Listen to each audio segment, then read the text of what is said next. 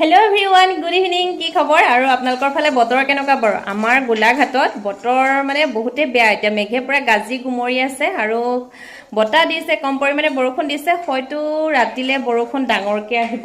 আৰু এইফালে মই বনাই আছোঁ চিকেন চাওমিন।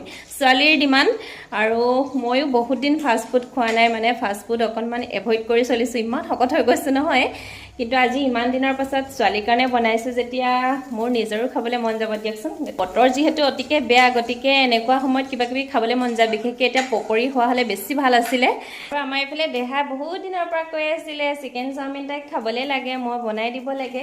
গতিকে তাইৰ আজি ডিমাণ্ডটো পূৰ কৰিলোঁ আৰু না দেহা।